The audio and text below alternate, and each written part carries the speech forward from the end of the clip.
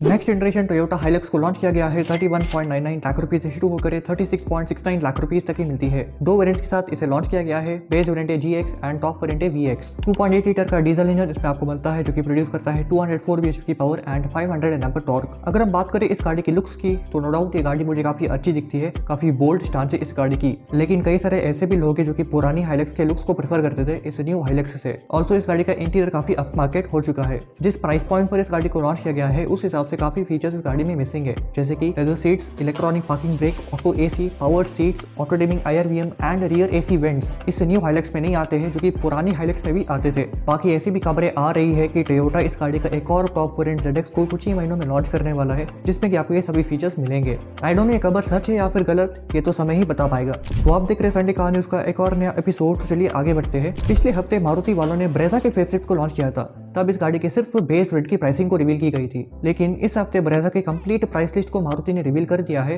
Brezza facelift start होती है 7.39 lakh rupees से एंड जाती है 13.55 लाख रुपीस तक। नो डाउट इस गाड़ी के टर्बो पेट्रोल इंजन वेरिएंट्स काफी value for money deal provide करते हैं। कम प्राइसिंग होने के बावजूद भी ज्यादा फीचर्स इसमें आपको मिलते हैं। वहीं दूसरी तरफ इस गाड़ी के नेचुरली एस्पिरेटेड इंजन काफी ओवर प्राइस्ड है। महंगे होने के साथ उसमें आपको फीचर्स भी कम मिलते हैं। स्कोडा स्लाविया का फेसलिफ्ट इसी महीने के 18 तारीख को लॉन्च होने वाला है। चेंजेस की अगर हम बात करें तो जिस तरह के चेंजेस कुशाक फेसलिफ्ट में किए गए थे वही सेम चेंजेस आपको इस स्लाविया फेसलिफ्ट में भी देखने को मिलने वाले हैं। प्राइसिंग भी मोटा मोटा कुशाक फेसलिफ्ट जितनी ही होगी, अराउंड 10.5 लाख रुपए से शुरू होकर करीब 19 लाख रुपए तक जा सकती है। BMW X5 long wheel base को चाइना में रिवील किया गया है। यही same X5 long wheel base India में भी लॉन्च होने वाली है। चेंजेस की बात करें तो इस लॉन्ग व्हील बेस वर्जन में आपको 130 mm की ज्यादा व्हील बेस मिलती है एंड साथ ही में रियर पैसेंजर्स के लिए 30 इंच की स्क्रीन मिलती है, जिसमें कि आपको 8K रेजोल्यूशन भी मिलता है। इंडिया में इस गाड़ी का लॉन्च अगले साल हो जाएगा एंड दोनों पेट्रोल एंड डीजल इंजन के साथ ये गाड़ी लॉन्च हो जाएगी। स्कॉर्पियो एन का फेसलिफ्ट लीक हो चुका है। एक्सटीरियर डिजाइन की बात करें तो काफी सिमिलर ही है पुरानी स्कॉर्पियो से, लेकिन आपको न्यू अलॉय व्हील्स मिलते हैं। इंटीरियर में आपको अब 10.25 इंच की स्क्रीन मिलती है तार रॉक्स वाली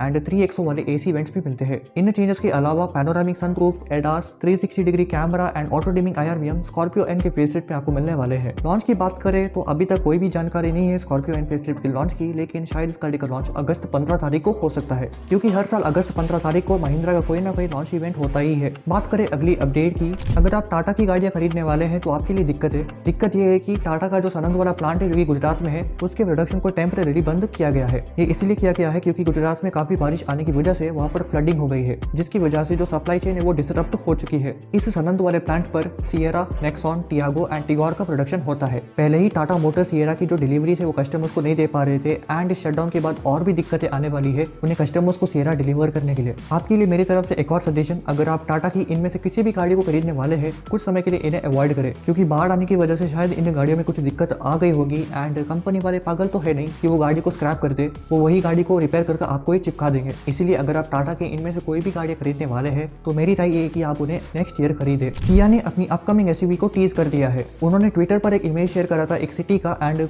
पब्लिक से पूछा था कि उस शहर को गेस करे। ये शहर है इटली देश का सिटी सोरेंटो। सोरेंटो एक हाइब्रिड SUV है जिसमें आपको दोनों पेट्रोल एंड डीजल इंजन मिलने वाले हैं। लॉन्च इस गाड़ी का कुछ ही महीनों में होने वाला है 40 से 50 लाख रुपए के प्राइस सेगमेंट में। मिनी कूपर कन्वर्टेबल के स्टार डस्ट एडिशन को लॉन्च किया गया है 62.9 लाख रुपीस में। इस गाड़ी को बाहर से इंपोर्ट किया जाता है। चेंजेस की बात करें तो इस स्टार डस्ट एडिशन में आपको ग्रे कलर मिलता है एंड साथ ही में 18 इंच के रैली अलॉय व्हील्स भी। बाकी और कोई चेंज नहीं है। वही same 2 litre turbo petrol engine इसमें आपको मिलता है जो कि 204 bhp की power and 300 Nm torque produce करता है। पंच EV के फेसलिफ्ट को क्रैश टेस्ट कर दिया है भारत एनकैप ने एंड इस गाड़ी ने 5 आउट ऑफ 5 स्टार की रेटिंग स्कोर करी है। डिटेल में बात करें तो एडल्ट ऑक्यूपेंट्स के लिए 31.09 points out of 32 and child occupants के लिए 45 पॉइंट्स आउट ऑफ 49 इस गाड़ी ने स्कोर किया है। अब ना भारत एनकैप सही में मजाक बन चुका है। अब ये लोग सभी गाड़ियों को 5 आउट ऑफ 5 स्टार की रेटिंग देते हैं, फिर चाहे वो गाड़ी बनी हो मेटल की या फिर प्लास्टिक की। महिंद्रा BE6 को जल्दी ही अपडेट किया जाएगा।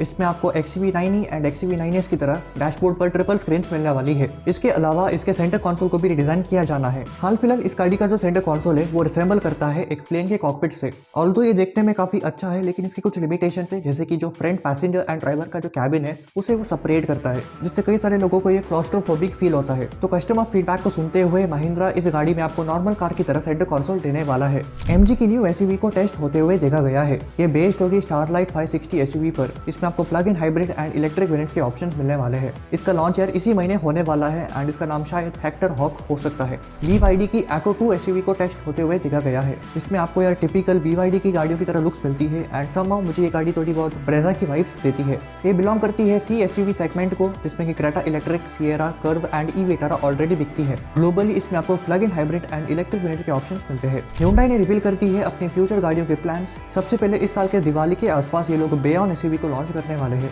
इस गाड़ी के बारे में कुछ जानकारी मैंने आपको पिछले हफ्ते की संडे कार न्यूज़ में बताया था। इसके बाद यार Q1 ऑफ 2027 में ये लोग एक इलेक्ट्रिक SUV को लॉन्च करने वाले हैं जो कि सब 4 मीटर सेगमेंट को बिलोंग करेगी। इन गाड़ियों के बाद आएगा नंबर क्रेटा की नेक्स्ट जनरेशन का। टेस्ला मॉडल Y में अब आपको AI का जमाना है तो ग्रॉक AI भी मिलता है। ये ग्रॉक AI नई गाड़ियों के साथ साथ पुरानी गाड़ियों में भी आपको मिलेगा ओवर द एयर अपडेट्स के थ्रू। ये हिंदी, मराठी, गुजराती, तेलुगु, तमिल एंड कन्नड़ भाषाओं को समझता है एंड ऑब्वियसली इंग्लिश को भी समझेगा ही। कई लोग इस फीचर का मिसयूज कर रहे हैं। अगर आप इंस्टाग्राम रील्स देखते हैं तो आप समझ ही चुके होंगे कि मैं क्या कहना चाहता हूँ। BMW ने 7 सीरीज एंड i7 फेसलिफ्ट के बुकिंग्स को स्टार्ट कर दिया है। चेंजेस की बात करें तो इसमें आपको न्यू ग्रिल मिलने वाली है, साथ ही में DRLs, tail lamps and alloy wheels को रिडिजाइन किया गया है। ओवरऑल अब इस गाड़ी में आपको थोड़ी बहुत बॉक्सी डिजाइन मिलती है। इंटीरियर में आपको 17.9 इंच की टच स्क्रीन मिलती है ड्राइवर के लिए एंड को पैसेंजर के लिए 14.6 इंच की स्क्रीन। साथ ही में पीछे के पैसेंजर्स के लिए 8K रेजोल्यूशन वाली 31.3 इंच की स्क्रीन मिलती है। इंजन ऑप्शंस की बात करें तो 7 सीरीज में आपको 3 लीटर का 6 सिलेंडर पेट्रोल इंजन मिलता है जो कि 400 bhp की पावर एंड 580 Nm पर टॉर्क प्रोड्यूस करता है,